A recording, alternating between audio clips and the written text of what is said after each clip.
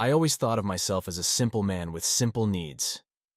At 42, I worked in logistics, a steady job that provided a comfortable life for me and my wife Linda. We had been married for 15 years, living in a modest but cozy home in the suburbs. The house, a two-story colonial, stood as a testament to our shared dreams and hard work. Though we had no children, our lives were full, punctuated by close-knit friendships and family gatherings. The neighborhood was peaceful, filled with the sounds of kids playing and the occasional barking of dogs.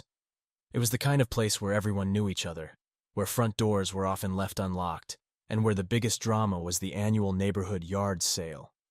Linda, a vibrant and outgoing woman, had chosen to stay home after our marriage, managing the household with an efficiency that made everything run smoothly. She had a knack for decorating, turning our house into a warm, inviting home. Her laughter often filled the rooms, and her energy was infectious. We had shared so many dreams, from weekend getaways to plans for a quiet retirement. But lately, something had changed. The laughter that once brightened our home had become scarce, replaced by strained silences and forced smiles. I couldn't pinpoint when things started to shift, but I had begun to notice subtle changes in Linda's behavior. She had become increasingly distant, her once lively conversations reduced to monosyllabic responses. She spent more time on her phone, often texting late into the night, her screen turned away whenever I walked by. It started subtly, almost imperceptibly. Linda, always the early riser, began sleeping in more often. She seemed perpetually tired, her energy drained by some invisible force. Our once routine morning conversations over coffee turned into silent affairs, punctuated only by the occasional sigh or a half-hearted comment about the weather.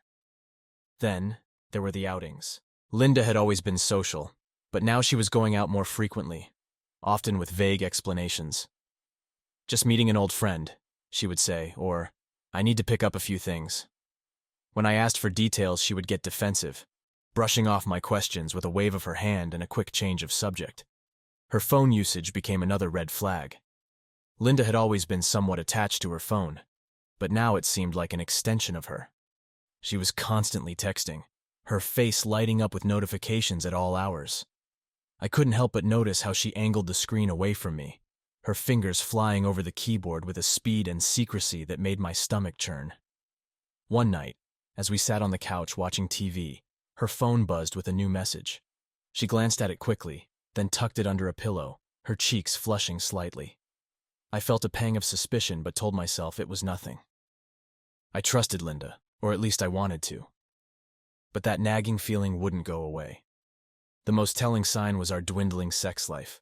We had always been passionate, our physical connection a strong pillar of our relationship.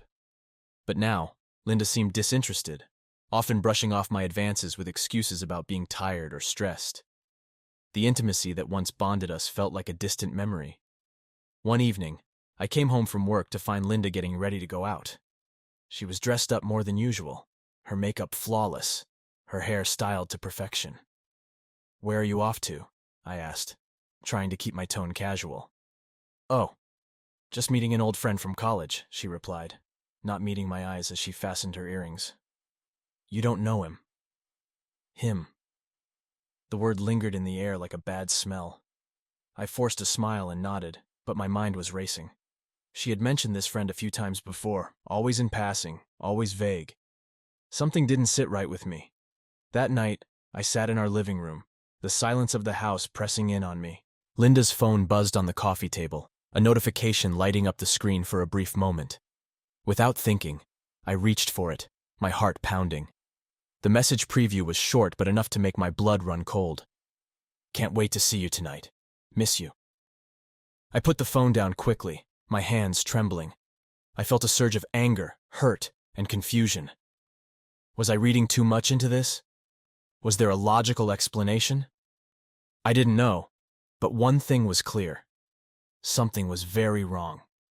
I needed to find out what was going on before it tore me apart. The following days were a blur of anxiety and paranoia.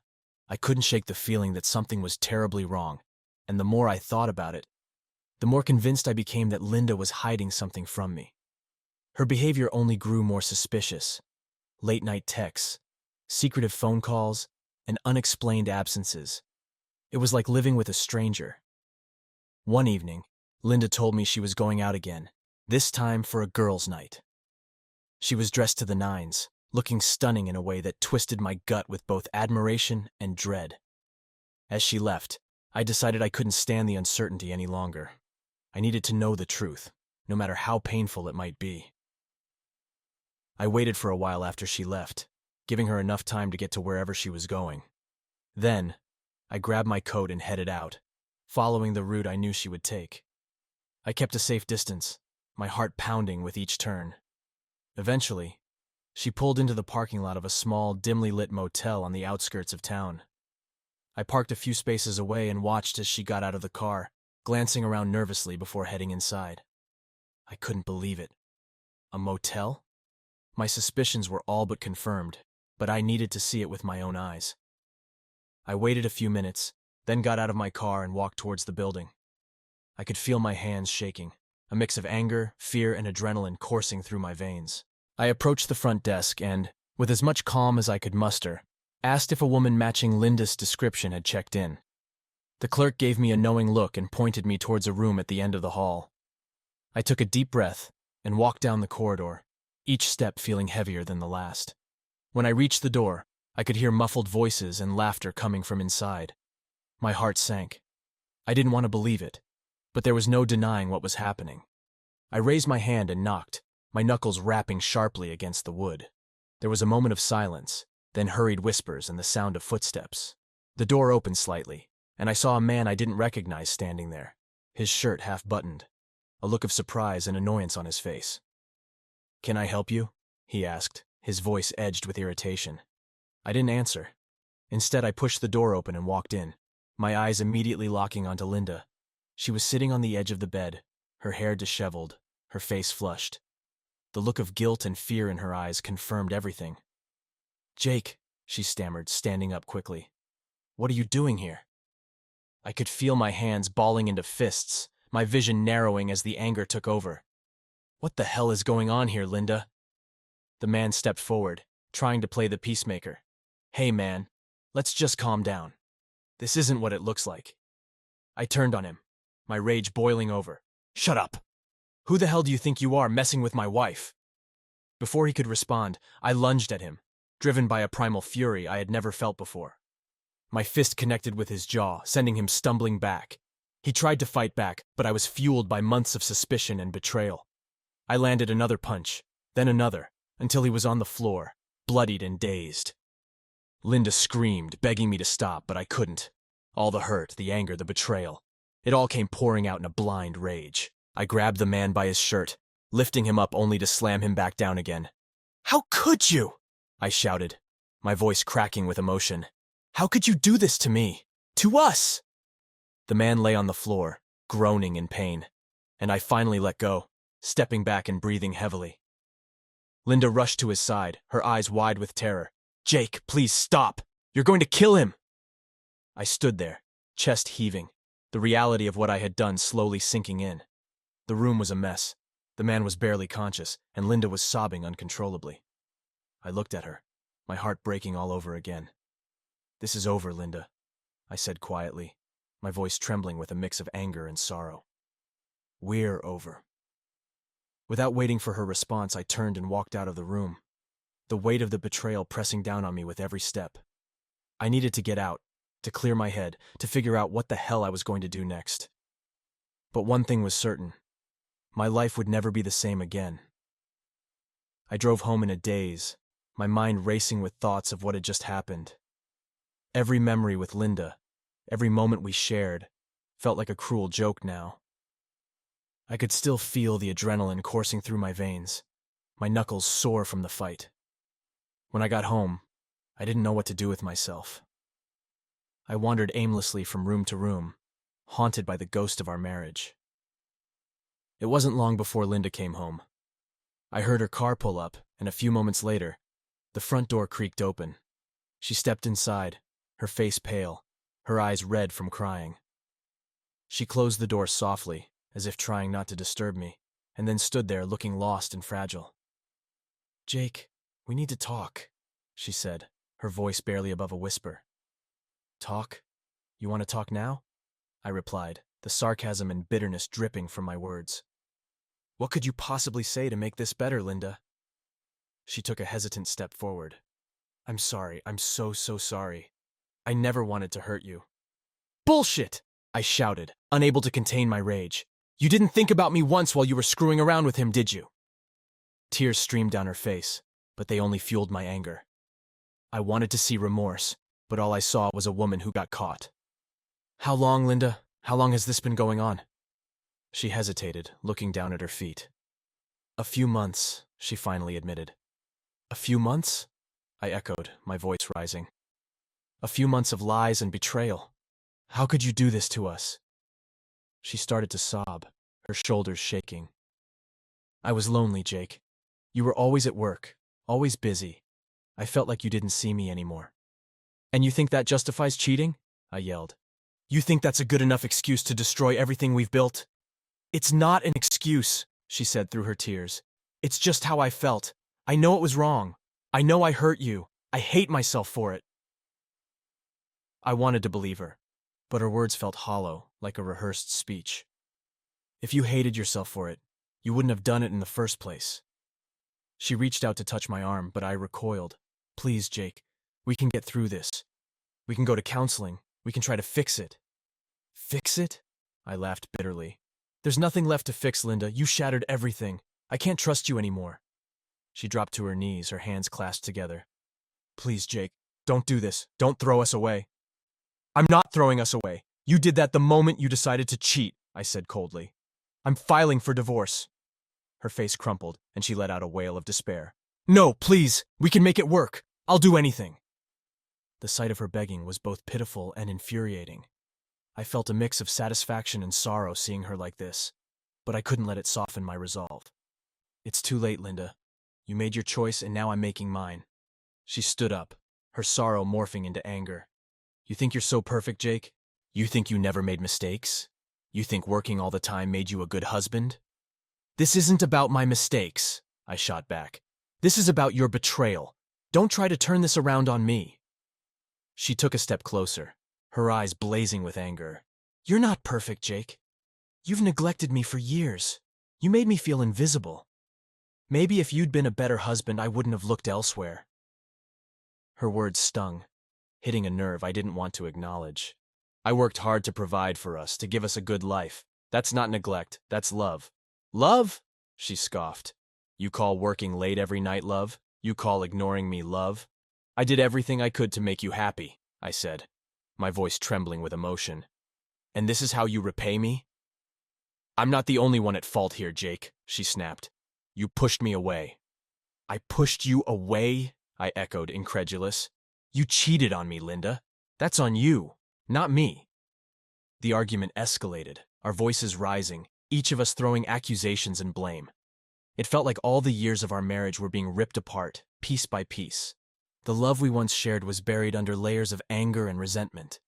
Finally, exhausted and emotionally drained, I couldn't take it anymore. I'm done, Linda. This is over. I can't do this anymore. She looked at me, her eyes filled with a mixture of defiance and desperation. Fine, if that's what you want. It's what I need, I replied, my voice barely a whisper. She stormed out of the room, slamming the door behind her.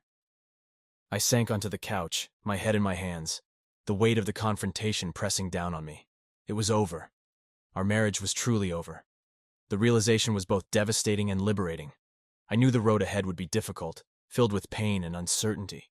But for the first time in months, I felt a glimmer of hope. I was taking control of my life, stepping out of the shadows of betrayal and into the light of a new beginning. The days following our explosive confrontation were a whirlwind of anger, sorrow, and a determination I hadn't felt in years. Linda continued to stay in the house, acting as if our life could somehow return to normal. But I knew there was no going back. Every glance at her felt like a knife in my chest, a reminder of her betrayal.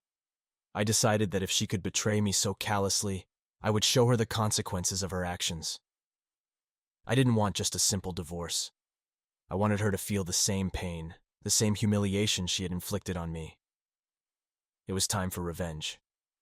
First, I made sure to gather all the evidence of her infidelity. I went through her phone again, capturing screenshots of the incriminating messages and photos. I also printed out the text exchanges between her and Chris, ensuring that I had everything I needed to prove her betrayal. Then, I reached out to a private investigator. If Linda thought she could continue her affair in secret, she was sorely mistaken. The investigator followed her discreetly, collecting more evidence of her continued meetings with Chris. He was thorough, providing me with detailed reports and photographs that painted a clear picture of their ongoing affair. Armed with this evidence, I went to see my lawyer, Mr. Davis. We discussed the best course of action, and he assured me that we had a strong case for adultery. "This will work in your favor, Jake," he said, his tone confident.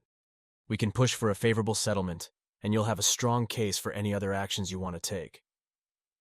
Satisfied with our plan, I turned my attention to Chris. I found out where he worked, a small advertising firm downtown. I wanted to make sure he felt the consequences of his actions as well. One afternoon, I walked into his office, a small bouquet of flowers in hand, playing the part of a messenger. "Hi, I'm here to deliver these to Chris," I said to the receptionist, who smiled and pointed me in his direction.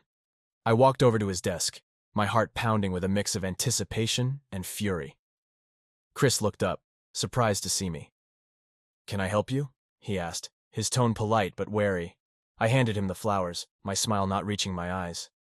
"These are from Linda," I said, loud enough for his coworkers to hear. "She wanted to thank you for the incredible night you spent together last week." His face turned pale, and he stood up quickly, his eyes darting around the office. "What the hell are you doing here?" he hissed, trying to keep his voice low. "I'm here to make sure everyone knows exactly who you are," I replied, my voice steady. "A homewrecker who thinks he can get away with sleeping with another man's wife." His coworkers were starting to whisper, eyes turning towards us. I could see the panic in his eyes, the realization that his dirty secret was about to be exposed. "You need to leave," he said, his voice trembling with anger and fear. "I'm not going anywhere," I said, stepping closer. "I want everyone here to know what kind of man you are. And trust me, this is just the beginning." Before he could react, I turned and walked out of the office, leaving him to deal with the fallout. The satisfaction I felt was bittersweet, but it was a start. Back home, I could see the fear and uncertainty in Linda's eyes. She knew something was coming but had no idea what. I didn't tell her about my visit to Chris' office or the evidence I had gathered. Instead, I let her stew in her anxiety, knowing that the real blow was yet to come. A week later, I arranged a dinner with our closest friends and family. Linda was hesitant, sensing that something was off, but I insisted. "It's important," I told her. "We need to talk about our future." That evening, as everyone gathered around the table, I stood up, raising my glass. "Thank you all for coming," I began, my voice calm and measured. "Linda and I have something to share with you." Linda looked at me, her eyes wide with fear. I could see her trying to guess what I was about to do, but she had no idea. "I've recently discovered that Linda has been having an affair," I said, my voice steady despite the storm of emotions inside me. Gasps and murmurs filled the room, our friends and family looking shocked and confused. Linda stood up quickly, trying to interrupt. "Jake, please, this isn't the time." I cut her off, raising my hand. "No, Linda, this is the perfect time. They deserve to know the truth." I turned back to our guests.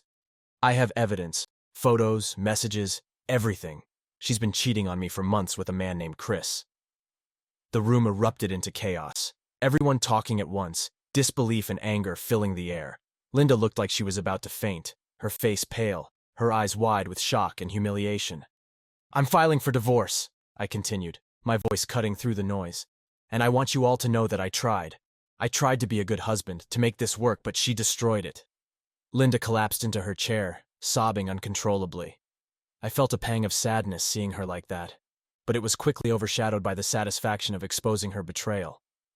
After the dinner, I went to our bedroom and packed my bags. Linda followed me, her voice pleading and desperate. "Jake, please, we can fix this. Don't leave me." I turned to her, my expression cold. "It's too late, Linda. You made your choice. Now you have to live with the consequences." I walked out of the house, leaving behind 15 years of memories and a woman I no longer recognized. I didn't know what the future held, but for the first time in months, I felt a sense of freedom. My revenge was complete, and now it was time to rebuild my life. The weeks leading up to the trial were a blur of legal meetings and emotional turmoil. Linda had hired a lawyer, and the battle lines were drawn. I was determined to get what I deserved, to ensure that her betrayal didn't go unpunished. My lawyer, Mr. Davis, was confident, but the process was grueling. Every meeting, every document served, every court date felt like another step into a battlefield. On the day of the trial, I arrived early, my stomach in knots.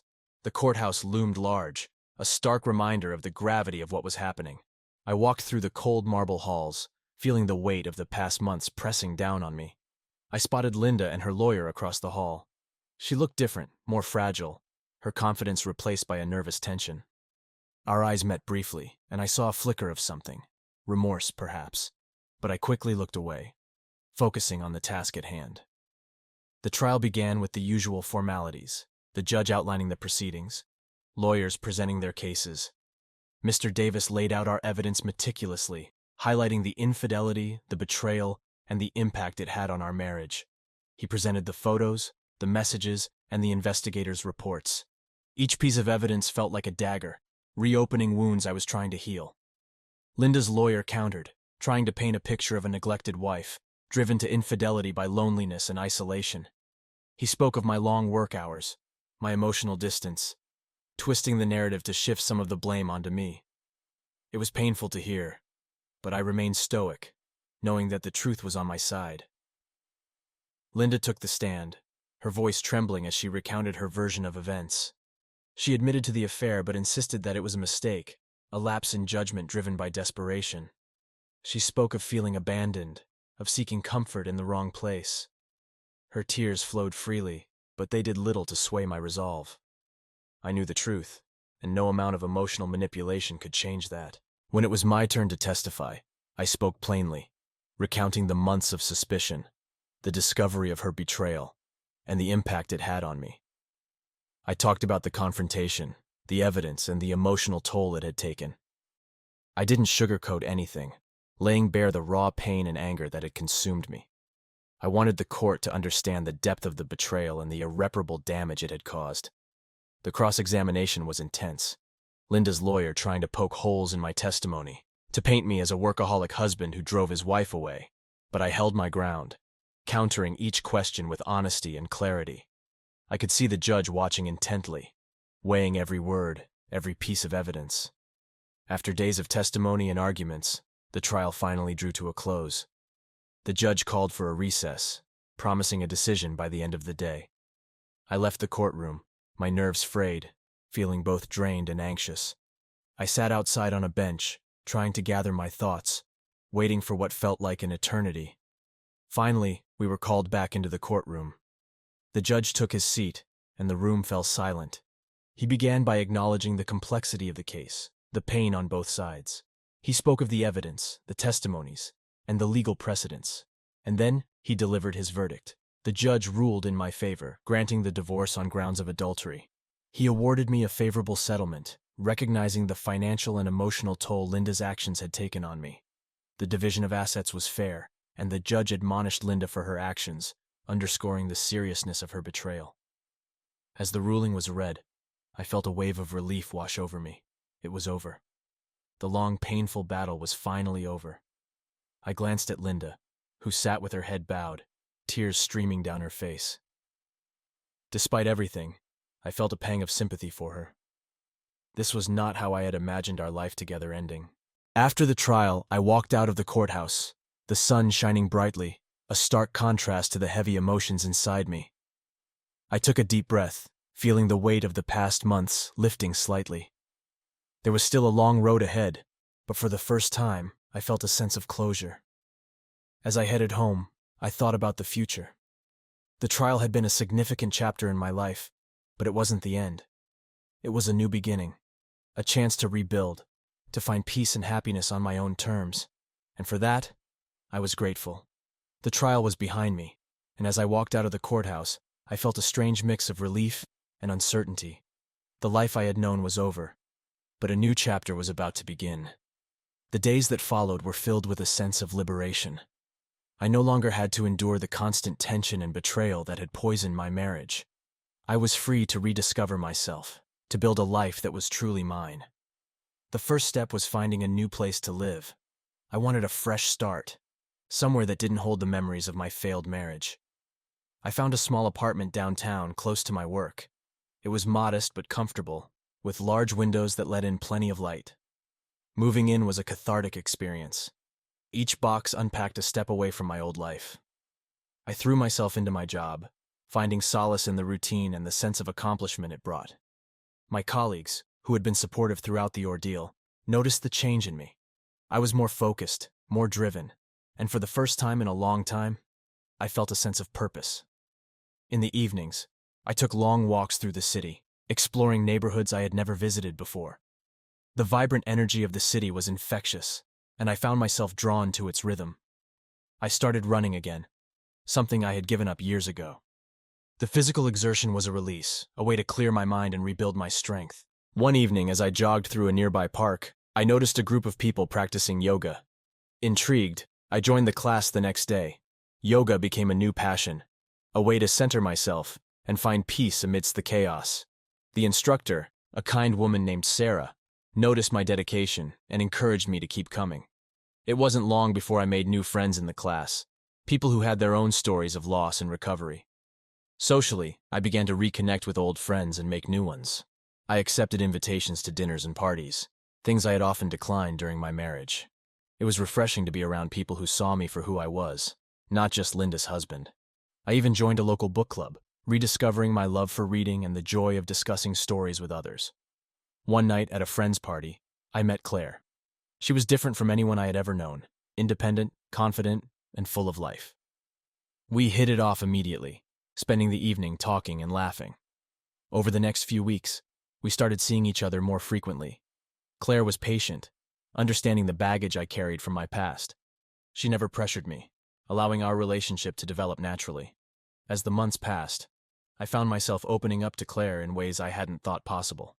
She was a breath of fresh air, someone who accepted me for who I was and encouraged me to be the best version of myself. We went on hikes, explored new restaurants, and spent quiet evenings watching movies. It was a relationship built on mutual respect and genuine affection. One weekend, we decided to take a trip to the mountains. It was a chance to escape the city and spend some time in nature. As we hiked through the trails, surrounded by the beauty of the forest, I felt a sense of contentment that had eluded me for so long. We reached a secluded spot with a breathtaking view, and as we sat there, taking it all in, Claire turned to me. "You seem happy," she said, her eyes reflecting the serenity of the surroundings. "I am," I replied, realizing it was true. For the first time in years, I felt genuinely happy. The divorce had been a painful and tumultuous journey, but it had also been a catalyst for growth and self-discovery. I had learned to value myself, to recognize my worth, and to seek out the things that brought me joy. Claire was a part of that, but so were the friendships I had rekindled, the hobbies I had taken up, and the sense of independence I had found. As we drove back to the city, I reflected on the journey I had been on. The pain of Linda's betrayal, the anger and the heartbreak, had all led me to this moment. I realized that life had a way of throwing challenges our way, but it was how we responded to those challenges that defined us. I returned to my apartment with a renewed sense of purpose. I continued to build my life, focusing on my work, my relationships, and my personal growth. I stayed involved in the yoga community, finding peace and balance in the practice. Claire and I grew closer, our relationship deepening with each passing day. One evening, as we sat on my balcony, watching the city lights twinkle below, Claire turned to me and asked, "What do you see in your future, Jake?" I thought about her question, about the journey I had been on. "I see happiness," I said, smiling. "I see a life filled with love, friendship, and new adventures." She smiled back, her eyes shining with understanding. "Sounds like a beautiful future." And it was. The road ahead was uncertain, but I knew that I was ready for whatever came my way. I had faced the darkness and come out stronger. I had found myself again, and with that, a new beginning. Life was full of unexpected turns, but I was no longer afraid. I had learned to embrace the journey, to find joy in the little things, and to appreciate the people who made my life richer. And as I looked at Claire, I knew that I had found someone who would walk that path with me, wherever it led. For the first time in a long time, I felt at peace, and that, I realized, was the greatest gift of all.